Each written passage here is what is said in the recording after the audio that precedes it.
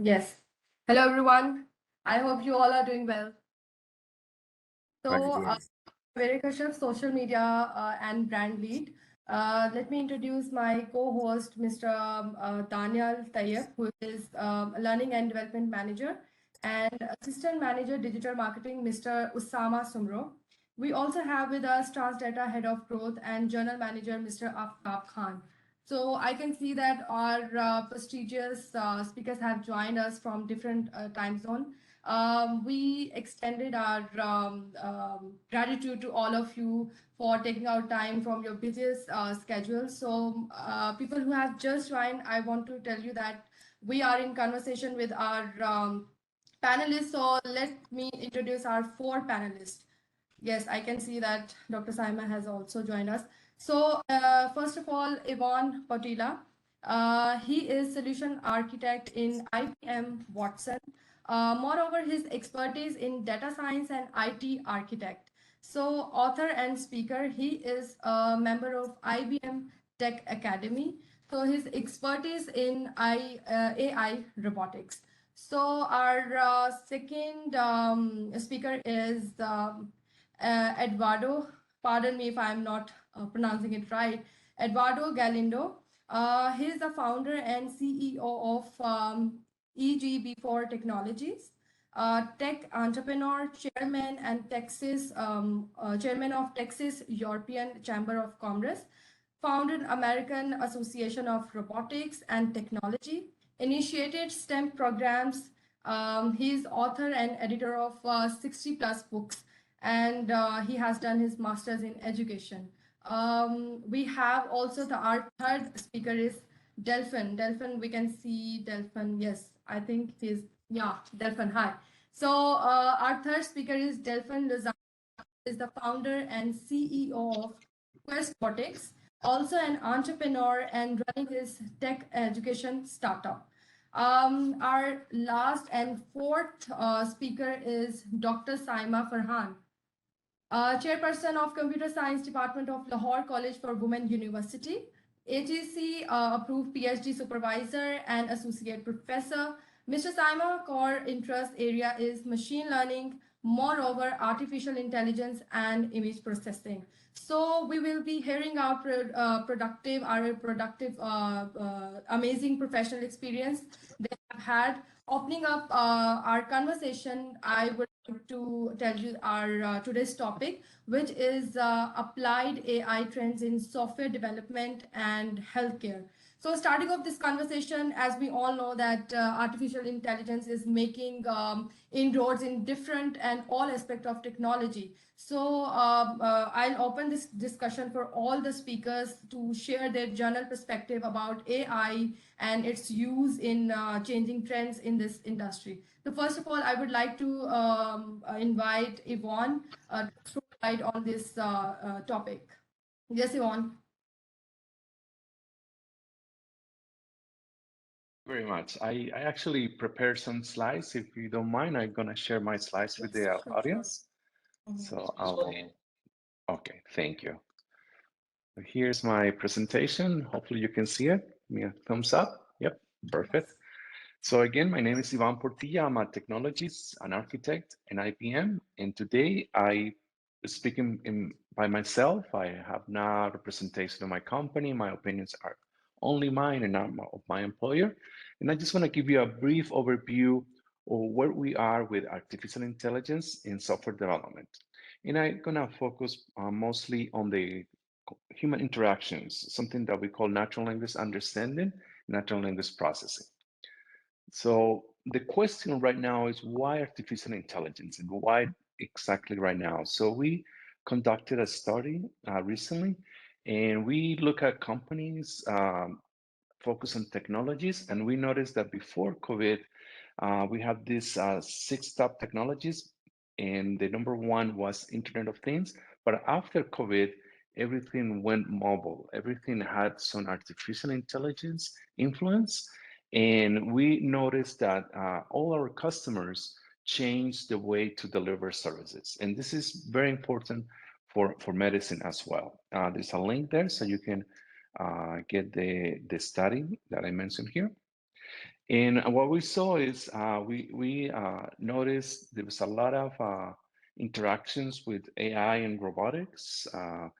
Robotics provided additional health services, and even little things as being able to identify a person when they're wearing a mask. So let me tell you some of the definitions of AI for medicine. So we define AI in medicine as the use of machine learning to search that information the providers are looking to find insights so they can improve the outcome of their interactions with their patients. So I started to mention a little bit of terms here about machine learning, AI, deep learning. So let me walk you through some definitions. So if you look at the big umbrella is AI, and it's just intelligence demonstrated by machines. Then within AI, we have this subset of technologies, of frameworks called machine learning. In machine learning, we allow the computers to learn from data without being programmed by humans. We just give it an examples and they can find those algorithms. And then inside of machine learning, we have these techniques that are modeled after the human brain neural networks that they're focusing on prediction and classification. So we have AI, machine learning, and deep learning. So with that, let's focus on what I have seen in AI for medical. So two major areas that I have seen is something called clinical decision support and image analysis. On the CDS, we are helping providers to make decisions about what kind of a treatments, what kind of medications, how they're gonna improve the health of their patients and using information that they probably haven't seen. We have some studies that they produce many journals per month that the physicians are not able to review. So we are providing that, we call it intelligence augmented. We are helping them make those decisions. And then how do we provide those services for AI and software development? We usually look at two different approaches. In traditional programming, you have a rule-based system. So I have here two examples. So in a conventional programming, you have a very concrete question that you want to answer. In this case, you're providing an asthma medication for your kid. So you have the rules and you have this decision tree, kind of like when you make a phone call, you have a phone tree for accounting, press one, same thing, we program it that way. Now with AI, it's more an open domain. All you have here is a statement, I'm sick. So you want to try different things, you want to discover some patterns in your data. And how do we do that? So in machine learning, we're going to compare it to programming by this. On traditional programming, you have some data and you have some algorithms. So you're going to try to find out that answer, that output. On AI, we switch that around. We still have the data. Data is very important. And now you have a goal. You want to solve, you want to answer that question, why this kid is sick. And what you want to determine is the algorithm. So here we see how we apply machine learning to let the machines learn from the experience without being explicitly programmed.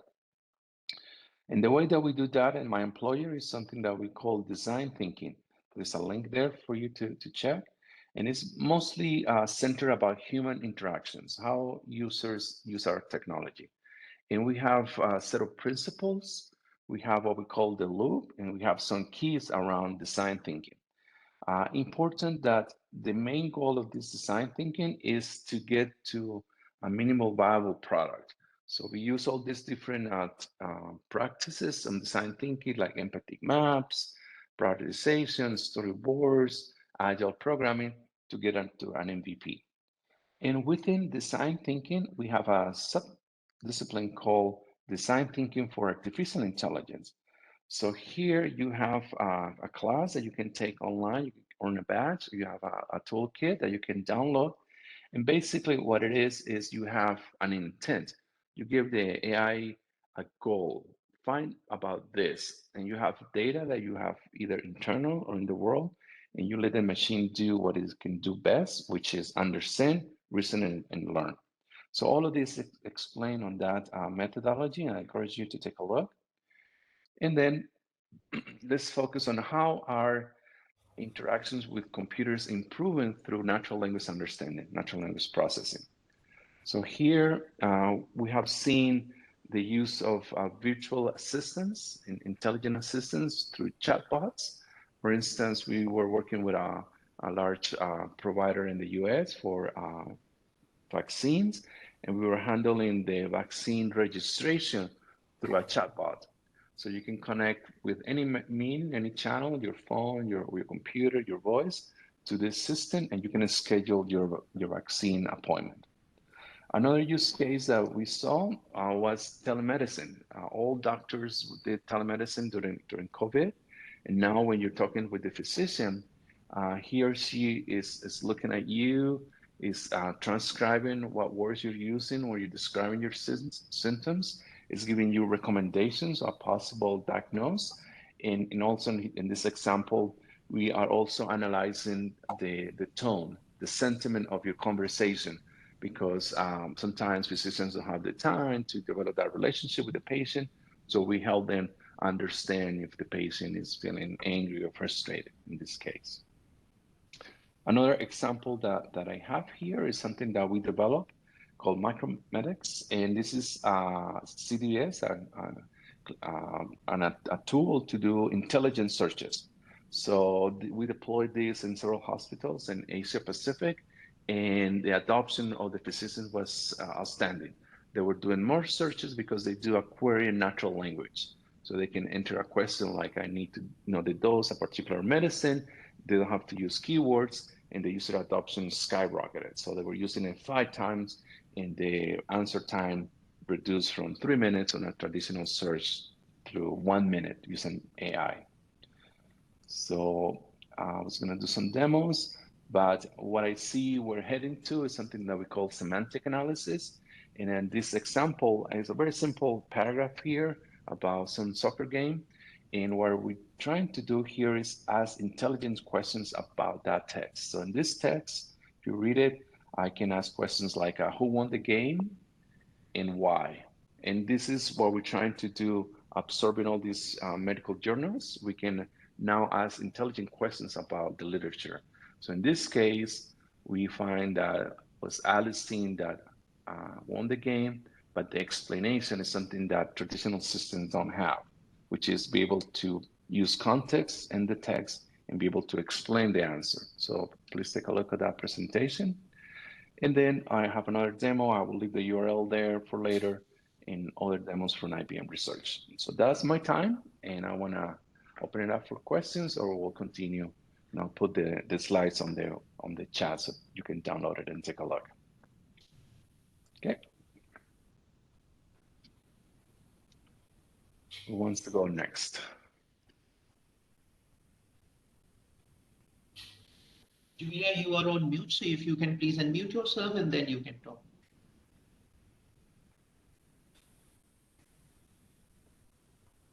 Ivan, could you tell us a little bit more about the Watson project, because it's a very unique project, and I read that you participate in that project too. Thank you, Eduardo. Yeah, so Watson was actually released 11 years ago, and it was a competition. It was centered around a U.S. television show called Jeopardy. That's how we open it up to the public, the use of AI to understand human language. And in this game of Jeopardy, this technology played against the 2 best players at the time in the game of Jeopardy, and defeated it in a series of 3 games. And after that, we applied the same AI technologies to different industries, and healthcare being one of the ones that I was more interested to our customers. So that's why we invested all this natural language understanding, visual recognition for image analysis using artificial intelligence. Thank you, Eduardo. I want to ask whether you are working on English language only, or you are working on other multiple languages as well.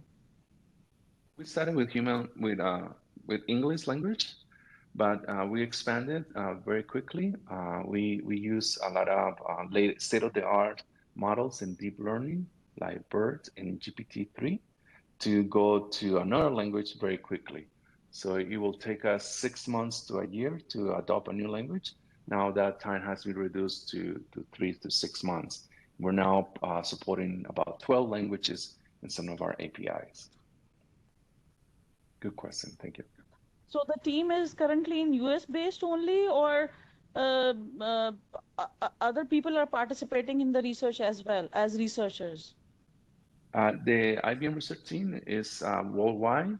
I believe we have 23 centers around the world, and we started the work in the US, but we have a model of, we call it follow the sun. So we work in different time zones around the world as the day goes by. Yep.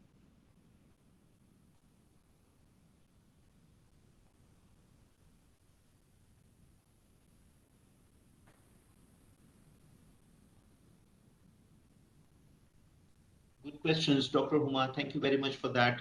Javiria, it's back to you. I'm sorry, say that again? I was just inviting Javiria back so she can Okay. handle it. But in case she's having some internet issues, Osama, if you can jump in, please. Thank you very much, Yvonne. That was very insightful. Thank you. All right, yes. Thank you so much, Yvonne. That was a very fruitful and informative presentation you got there.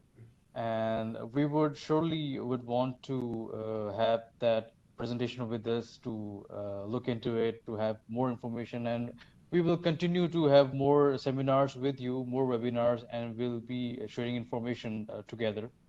And yes, so I would like to invite Eduardo Galindo, who is next on the list, to present. If you have the slides, you can share your screen. And it's over to you, Eduardo. Yeah, I am here. Can you see my screen?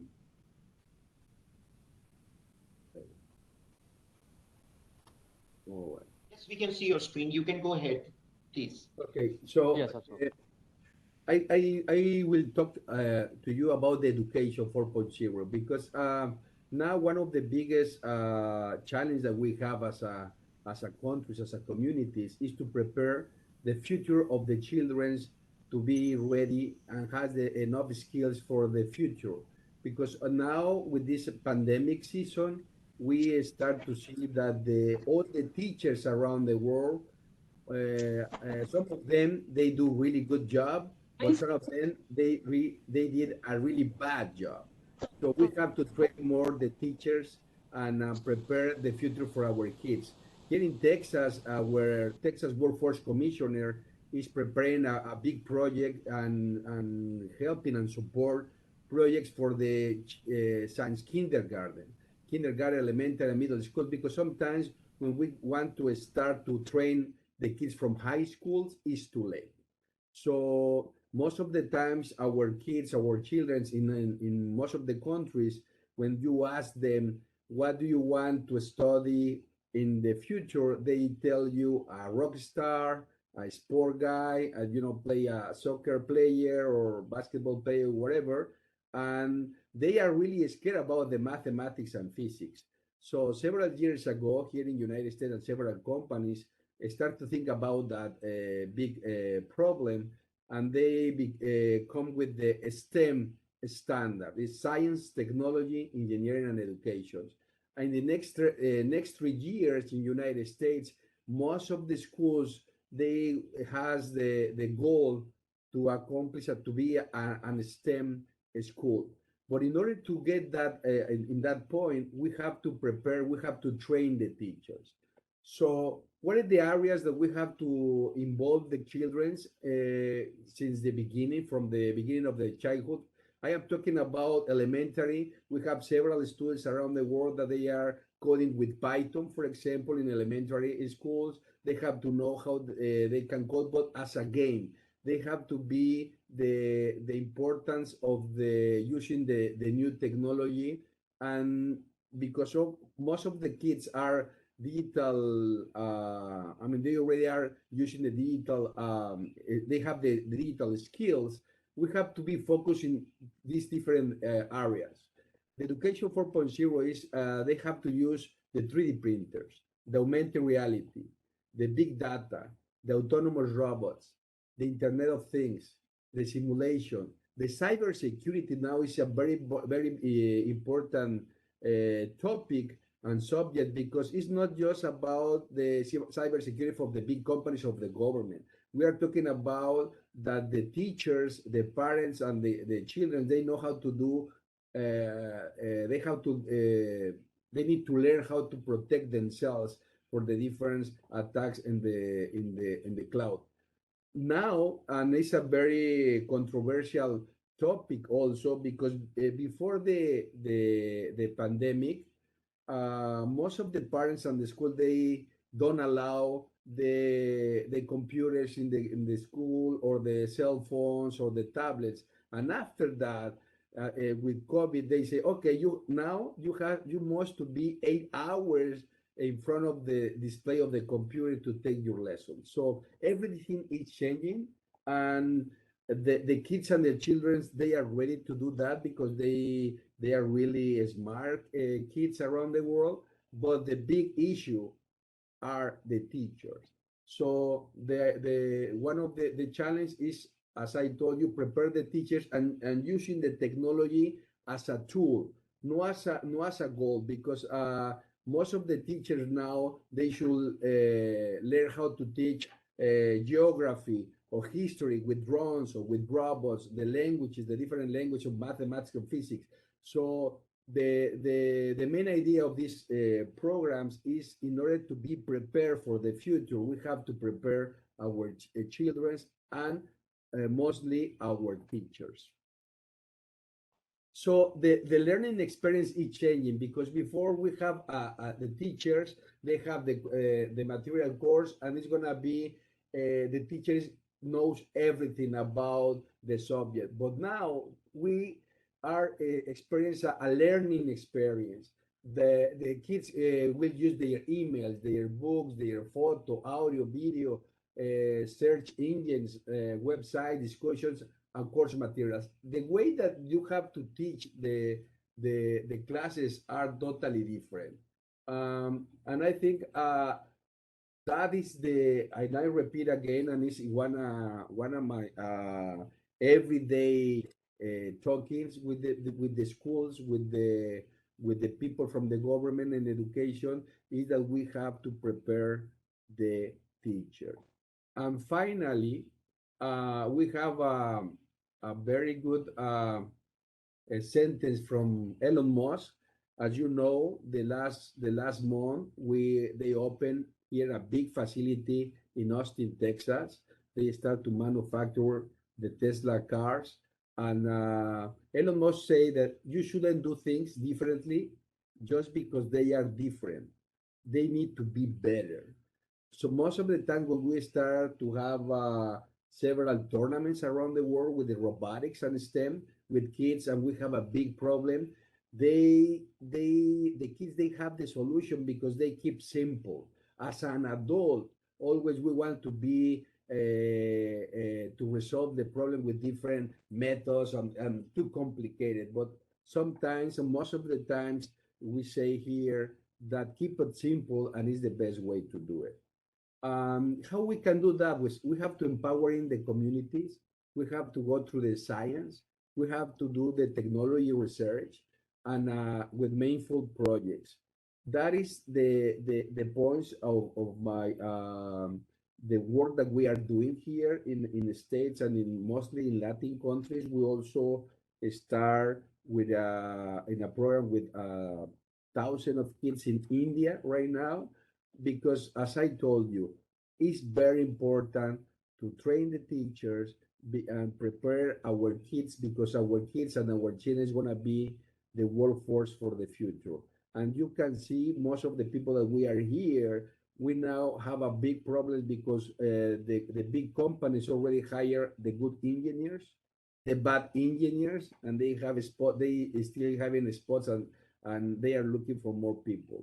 So that is the main point that I wanna tell you, everybody. You know, to be concerned that in order to be and have a better future for our countries, we have to be better teachers in order that they can prepare our children.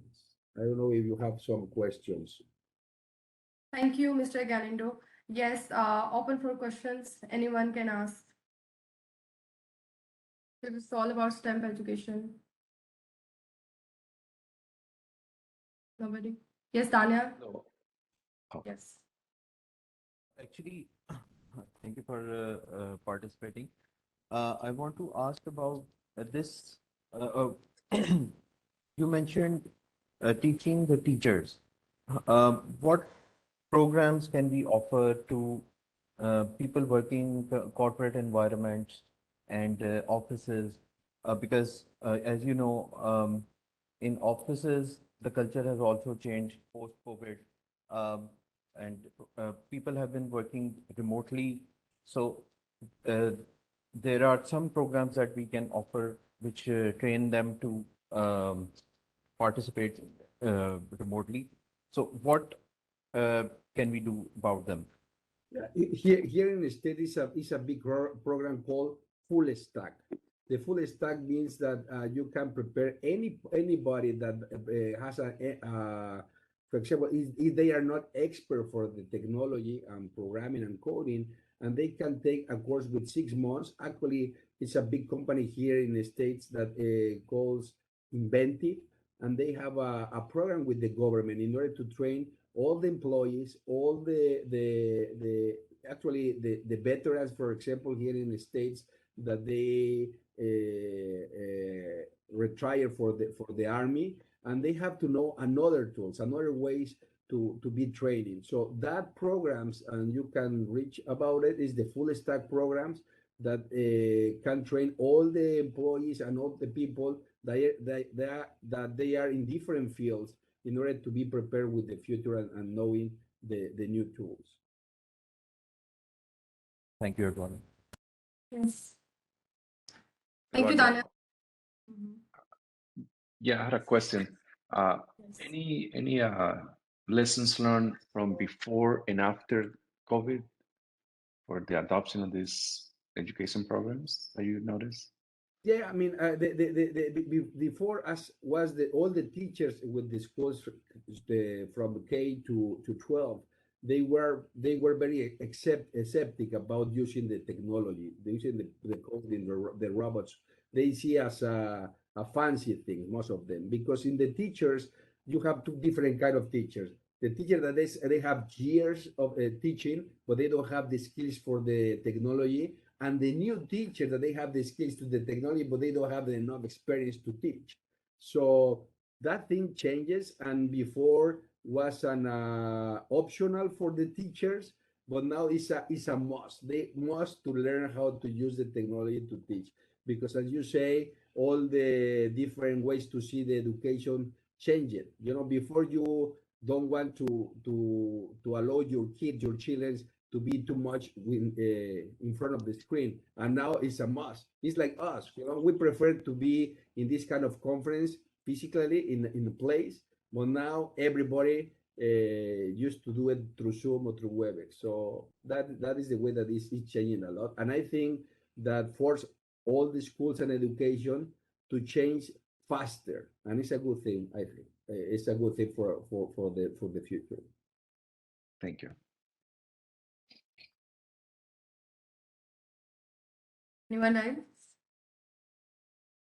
Okay, I turn this conversation towards Delphin Lozano, because you already have worked on STEM education, and Quest Vertex is all about kids and parents.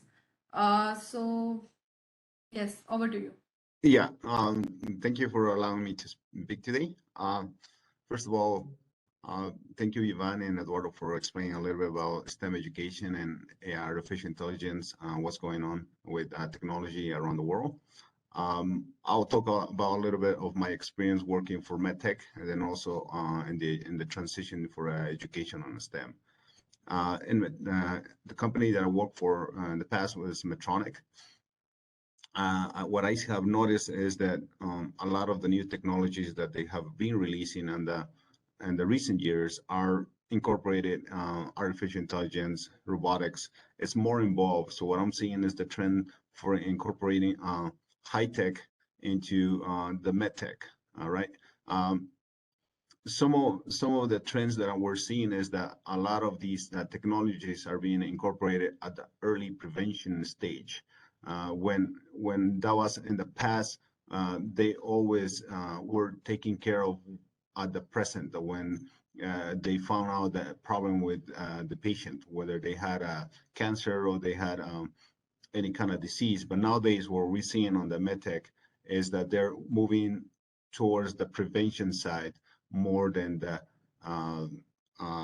active and doing the surgeries and so on. So, and in Medtronic, what I have noticed is that a lot of the artificial intelligence is being incorporated in two phases. One of them is primarily what is called invasive, right? It's something that actually we're seeing technologies that are being used to be tested at the patient level inside of their skin. So that's invasive.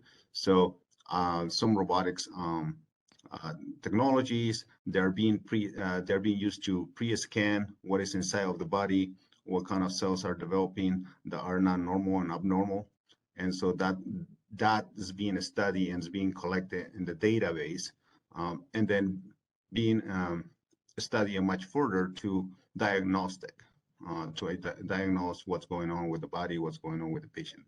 And then the other one is non-invasive technology, which is basically technology that you can be using as out of the patient. So it's all scanning outside. In that case, I have seen also being technologies that are being incorporated that are being preventive. And that's a lot of times we don't notice that, but that some of them are like simple, like just having a iWatch, where it will actually can detect your pulses, it can detect where what is your heartbeat and so on. So those are non-invasive products that we're seeing on the medtech. A lot of studies is being done, and all of those studies actually are helping nowadays on the healthcare industry to be able to prevent for what's going on for the patient. And within these two technologies, what I'm noticing is that a lot of times they want to do more prevention, but also they want to have it more individual. So what we're seeing is that even though some of us could get a cancer, a lot of times could be the same, but actually it really depends on each of us, based out of our history, family history, based out of what we do or our genes, whatever. So what we're seeing is that all these technologies are being assigned to each of the body, is being studied individually. So because each of us can develop maybe a problem within our body that is different from the rest of it. And so a lot of times these technologies are studying and helping this, and they're finding patterns that you'll see in the future, or you're seeing nowadays with high tech being on the medtech. Some of that actually I have worked with Ivan when I was at IBM when he was doing Watson, and he was actually talking with students with Covidian, which Medtronic now, about that. A lot of students are being taught that, are being learning how to program, how to incorporate studies of data, so that way they can understand what's going on with the data they're collecting and so on.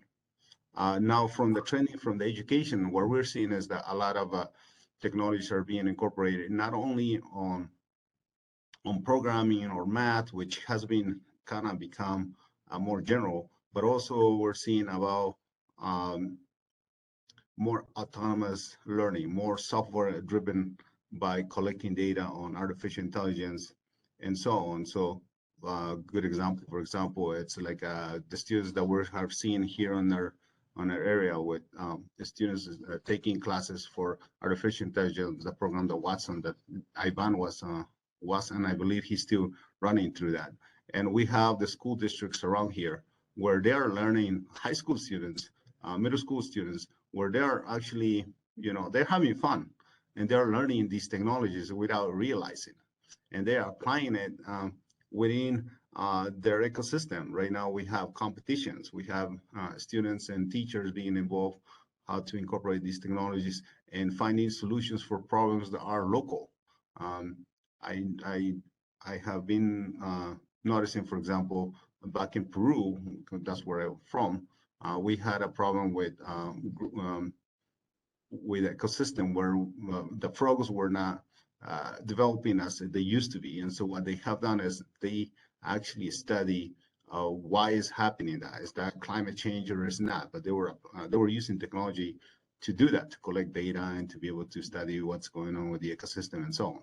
So we're seeing the trending definitely on being a lot of technology involved on the lower end of education now, down to preschool levels. We're seeing, and that's where robotics is also involved with hands-on programming, applying math, make sure the students are having fun.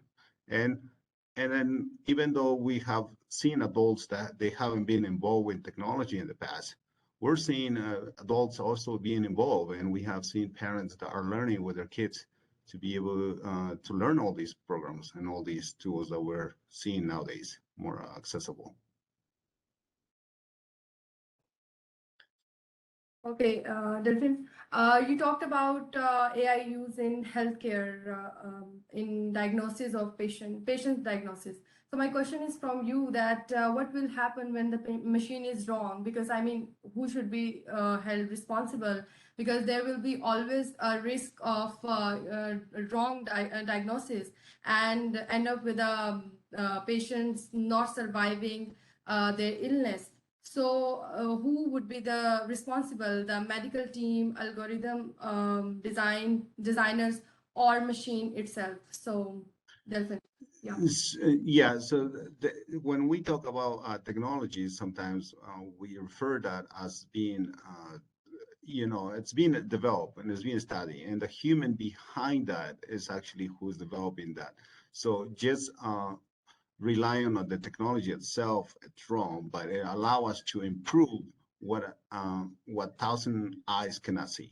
So by just collecting data, the machines are usually are looking at different eyes, they're different views from different doctors, and so they are a bit more better than just having a doctor diagnostic, and what I have noticed. And so collecting data in comparing from lots of different patients improves the outcome. Now, who do we blame to? It's a bit different because as technology being developed, there's always the risk of having misdiagnostic, right? And so in that case, it's a bit tricky right now because right now, we cannot blame the doctor just because they didn't diagnose it right. Even though if we blame them, then that's a whole conversation, right? And so technologies are not there to replace the doctors. They're helping them to allow them to improve their outcome. And so if we take that way, we can see that a lot of technologies that are being developed, they're helping us in some way better. Thank you so much. Anyone else want to ask? I can just add to that. I think that's a very good question, but it's a big debate that hasn't been settled. The jury is still out on that question, Javeria. As Delphin said, first and foremost, all these technologies, like thousands of years of human history, all the tools and technologies are meant to help humankind, and so is the intention as far as artificial intelligence is concerned as well. So in a lot of applications of AI, AI is like any other tool that we are using. If we're using a magnifying glass to make things bigger for humans to see things better, that is the role that AI is supposed to play. You are right that there are some applications where AI is playing a bigger role in terms of giving us diagnostic results, and some of those could be wrong. However, if you just look at the rate of accuracy of humans at diagnosing something, in a lot of cases in research studies, and these results are continuing to improve, AI is doing a better job at giving accurate diagnostics than humans. So I think over time we will see that those diagnostic uh, accuracy rates will improve further. I also want to add that there are some principles that we follow in IBM around ethics of this use of AI. And I'm gonna share in the chat a link, but basically we talk about the technology must be transparent and explainable. So when I talk about these deep learning models, they're hard to explain to a regular user. So you have to, physicians, they like this evidence-based medicine. So you need to be able to explain how you come up with the recommendation. If you are helping with diagnosis, you say, you quote this study, this research, this report, and you will need to explain why the AI. And also there has to be some fairness, so that you have to make sure there is no bias in the data that you use to train your models, or no bias in the models that you use, the algorithms. So please take a look at that link. It's very important to understand the ethics of AI. Yes. My Anyone else? question is, are there, sorry, Yes, yes. should Yes, I Dr. continue? Yes, yes, My definitely. question is, are there any particular set of algorithms that you find more promising when it comes to diagnosing medical diagnosis problems, or some particular algorithm which gives excellent results when it comes to medical diagnosis? Not as much in diagnosis, but in helping the health provider to keep up with the literature. So we have some studies that we think about 8,000 to 10,000 new articles are published per month, and the physicians cannot keep up with that amount of new knowledge. So what we see promising is offloading some of that to the machine. So the machine is always reading articles, it's always finding new interesting articles that can assist the physician to make a diagnosis. So the ultimate responsibility is from the physician. The machine is just helping you. Kind of like when you use your GPS. You trust your GPS to take you to point B. So the AI will be doing an intelligence augmentation. It will keep up, it will understand you in a natural language. You'll have somebody that you can ask these questions, and that will help and the ultimate outcome, which is improve the health of their patients. Thank you. I Yes, have a Dr. question. I have a question from Delphin and Ivan. Um, the AI chatbot, um, let's say we are making an AI chatbot which Yes. diagnoses patients' diseases through chatting with the patients. Um, is it wise to start building a chatbot generic, like it has a database of different diseases, and multiple patients with multiple diseases can come, and it gives a generalized diagnosis about what the disease is? Or the AI robot or the AI chatbot should be specified to one disease, let's say cancer, and only cancer, when cancer patients come, they are diagnosed with different types of uh, cancer. So specific or generalized. It's a very good question. Delphine, you wanna take a chat? Um, so what I can say to you is that so nowadays, because we're becoming more personalized, a lot of times of the chatbots they go to study the biological the patient, and so based out of that they compared with data they have collected in the past. So that's something that you start individually, but eventually you collect the information that they have from the rest of the patients and see what's the probability of you having the same issue that you're finding in that patient. That's what I noticed. Yes. Yes, and then from my side, we found that diagnosis is too ambitious of a goal. So perhaps you want to start with something simpler. And in my slides, I mentioned that we use the chatbot to schedule an appointment, something that is very well defined, very well concrete. And there's what we call a happy path. So when you want to come in, do you have insurance? Have you taken the prior shot? So that's a well-defined path. So with a chatbot, you always want to maintain your scope simple. And you want to provide evidence. If you make a recommendation, this is the study that we found a similar patient, similar case. So I will not go to diagnose, but I will go maybe helping the physicians, making appointments, making queries like the example I show you, making queries about medicine dosage or getting the latest information on this type of treatment. And then you grow from there. Does that make sense? Yes, it does. Basically, you're saying that minimum viable product should be the goal first. Yes, you walk, you crawl, walk, and learn. So you iterate. That's how we do AI projects. You start simple, you test your hypothesis, you make sure you have the data, you make sure you don't have bias in the data, and you iterate and you learn from that. Right. Thank you very much. You're welcome. Anyone else? Okay, I would like to take Dr. Saima in this loop. Dr. Saima, am I audible? Thank you. Can you hear me? Yes, yes. Yes. We can. So let me share my slides.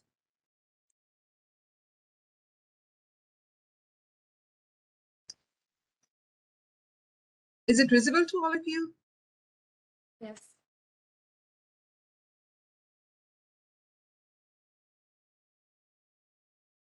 Just make it full screen. Hello, everyone. This is Saima from Lahore College University. First of all, I'm thankful to TransData for arranging this webinar and providing me an opportunity to have a talk here. The topic of today, as you all know, is applied AI trends in software development and healthcare. Here I'll be talking about what artificial intelligence is and how it is impacting the healthcare domain. All know that artificial intelligence is basically making the machines think like humans. It is done basically by making computer softwares that are capable of performing tasks that actually require human intelligence. Since its introduction in 1950, it has been impacting every walk of life, whether it be marketing or finance or gaming industry and many more. The impact of artificial intelligence in healthcare domain is the largest. It's been reported that artificial intelligence can save millions of dollars in healthcare and other domains by implementation of the appropriate algorithms. So having described the artificial intelligence, a subdomain of artificial intelligence, which we call machine learning, is basically the latest and the hottest area of these days. What we need in machine learning as compared to other algorithms is a huge data set. And in healthcare domains, we definitely have huge data sets as records of the patients. But at the same time, the number of attributes of those records is also high, which places as a limitation to the machine learning algorithms. With the advent of other algorithms in the domain of artificial neural networks, which we call deep learning, this problem of dimensionality has also been addressed. So having this definition of artificial intelligence, let's move toward the domains of healthcare industry. We have hospitals where a wide variety of workers are working, like physicians, nurses, therapists, social workers, psychiatrists, and many more. Then the nursing and residential care facilities comes with the the second level of healthcare providers. Then we have physician offices, dentist offices, home healthcare with the chiropractors and psychiatrists and physical therapists come. Then outpatient care centers, ambulatory services, and medical and diagnostic laboratories, radiologists, medical assistants, surgical equipment preparers, and other medical transcription details come in this field. So all these 9 domains are basically involved use of artificial intelligence, and they facilitate the practitioners by using artificial intelligence algorithms. Now, what are the latest trends in healthcare? I have written down a few of them where artificial intelligence algorithms can help us. The most important of all is the surgical robots. Definitely, it's the complex one. Surgical robots that help in performing surgeries for the surgeons. Robots are not independent. Like, we cannot say that they are replacing the surgeons, but they are just assisting them. The hand movement of the surgeons are translated into components or robotic arms that are really very helpful in performing precision surgeries with a higher precision, because the surgical site is viewed as a high dimensional image or video to the surgeons from where they can perform the surgery very accurately. It has other benefits as well. For example, the recovery time of the patients speeds up. Similarly, the post-surgery complications are minimized. There are other benefits as well. Then the virtual nursing assistants. The virtual nursing assistants, as it was earlier discussed in this session, that these are actually apps or chatbots that can provide services 24/7 to patients which are in chronic conditions. They can track a patient's health parameters. They can track whether the patient has taken his medicine or not. Like, they can provide reminders for the medication time. Then they can schedule appointments for the patients, so they can help the patients in variety of ways. The next domain where AI is helping us is the cyber security. It has been happened many times that the data and the records of the patients has been attacked by some malicious agents. So artificial intelligence can help us in this regard to find out whether an access by valid or invalid, whether it's malicious or it is a genuine one. Then they can help us in fraud detection. It has been observed that a small percentage of claims to healthcare facilities are. So artificial intelligence techniques can check the claims are valid or they are invalid. In this way, although the percentage is very small, but turns out to be bigger amounts collectively. So action can be detected timely before claims are being paid to fake people. Then we have managing medical records. Like in data mining, we can dig out the customized patients' records we can manage the data in an efficient way, in an automated way, then we have, now this is the interesting one, health through wearable devices. Here, many multiple devices are attached to the body of a patient, and it records the blood pressure, glucose level, and other vitals of the patients. So all these sensor-based data is collected and is forwarded or generates an alert in case something wrong is happening. So these gadgets, which we call as connected devices or connected gadgets, they're really for patients that are in dangerous conditions or they are in critical conditions. Then we have prescription error recognition. Now, what is it? Basically, sometimes the doctors may involuntarily prescribe a wrong medicine. It's definitely involuntarily a human mistake, but it may happen. So such cases may result in the death of a patient if wrong prescription is provided or a higher or lower dose, wrong dose. So such blunders often stem from flawed electronic history records of the patients. So before the prescription is to the patients, a review is performed by the artificial intelligence systems, notify the physician or whoever is prescribing the medicine if is not matching with the previous record of the patient.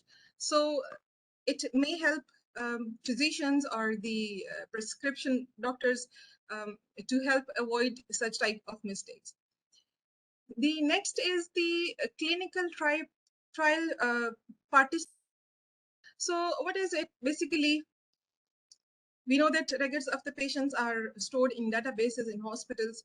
Now, if a medical research is to be performed, recruitment of the right participants for the trial, this is a time-consuming and costly part of that clinical research.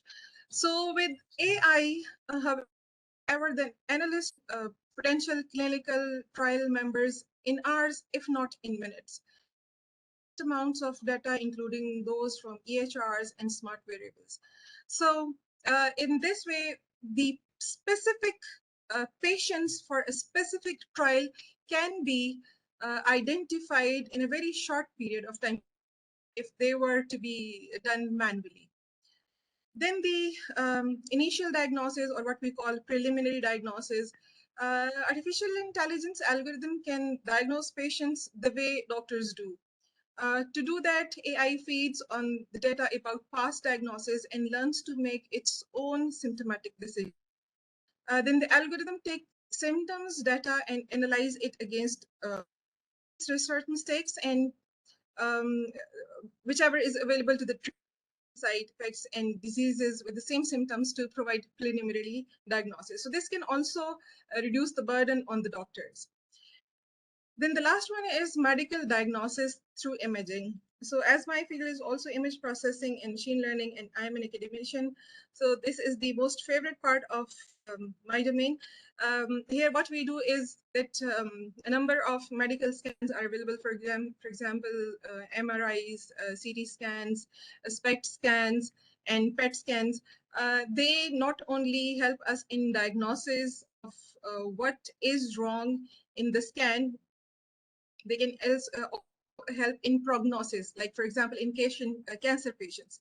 If we have identified a tumor, so after diagnosis and after whatever the treatment has been done, the prognosis can also be done with the help of artificial intelligence algorithms. So using machine learning algorithms and image processing algorithms, we can take benefit of these machine learning algorithms and artificial intelligence algorithms in correct of the whatever the problem is in the. So again, what I emphasize is that all these algorithms are not replacing doctors, are not replacing the practitioners. They are just assisting them. And their assistance may help in time reduction, may help in the cost reduction.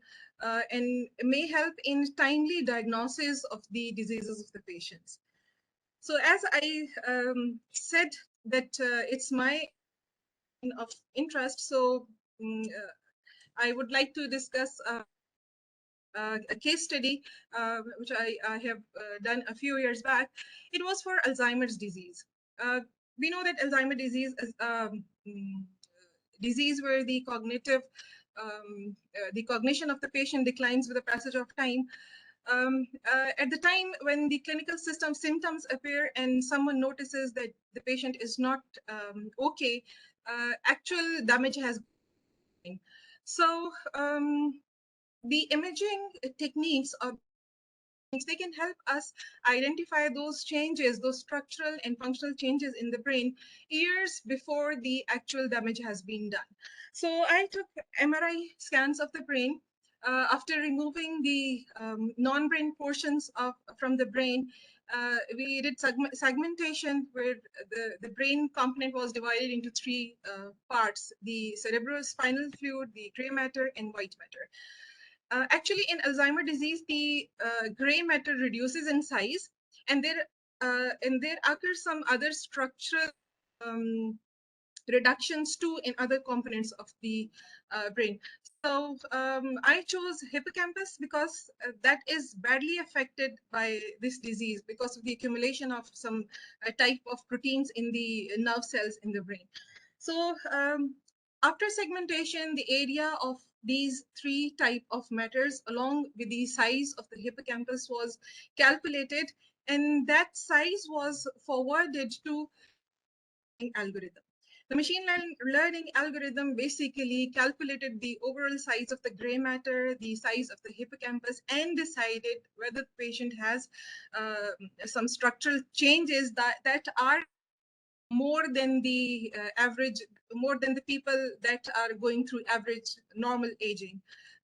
Because with normal aging, the size of the brain also reduces, but with Alzheimer's disease, this reduction is far away more as compared to the normal aging.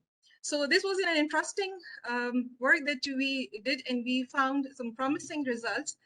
And there may exist, and there definitely exist other applications. There are other where artificial intelligence like this one can help in the proper diagnosis and timely decision about what treatment should be carried out in the future to, or just to simply slow down the progression of the disease.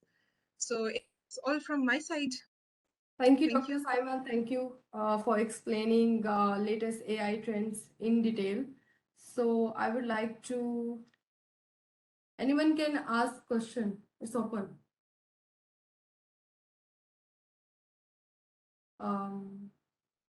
Okay.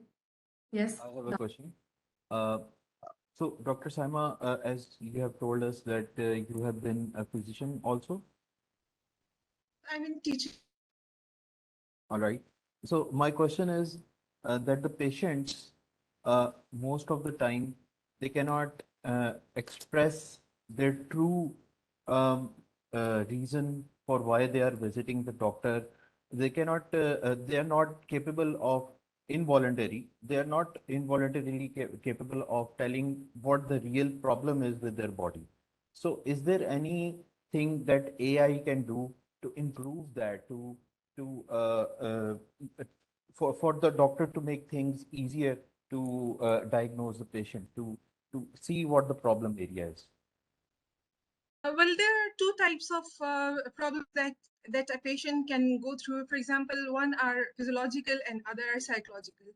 So physiological diagnosis actually depends on different type of test, and definitely artificial intelligence algorithms are based on those tests.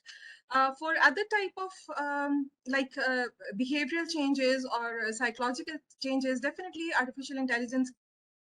Currently, one of my students is working on the identification of depression, the level of depression from the behavior, like for example, right we all are connected through webcam and we can see. So a video is recorded.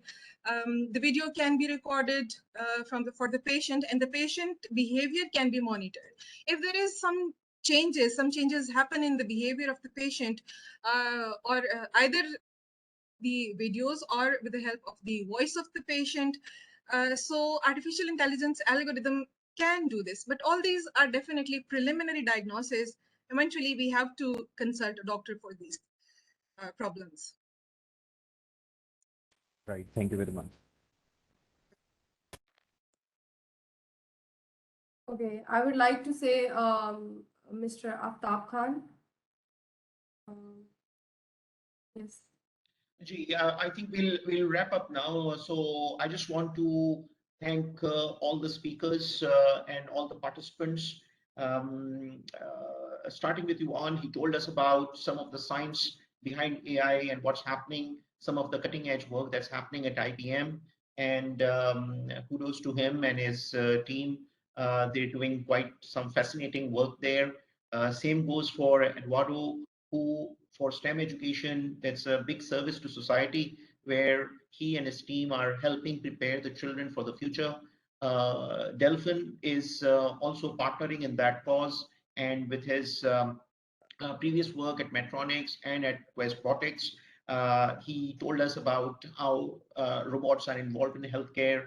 And then Dr. Saima, this was a really, really helpful presentation that you shared with us, which gave us an overview of what's happening as far as AI applications in healthcare are concerned. And also the case study was very fascinating. It brought everything from theory down to very concrete and tangible outcomes in front of us in terms of what's going on. So it's very exciting times ahead of us. The whole purpose of organizing this webinar was for us to kickstart a forum from where we can gather from time to time and we can have some discussions. I hope it has been useful for all the participants, and we look forward to taking the conversation offline, as well as having more such events and forums with all of you in future. Back to you, Javeria. Yes. Thank you so much to all our speakers and people who have joined us in this webinar. So thank you for sharing your thoughtful insight about the inclusion of AI in software industry, and definitely it's gonna be helpful for all the existing and upcoming players of IT industry. So thank you so much. Now we can end this conversation. Thank Take you care. once again.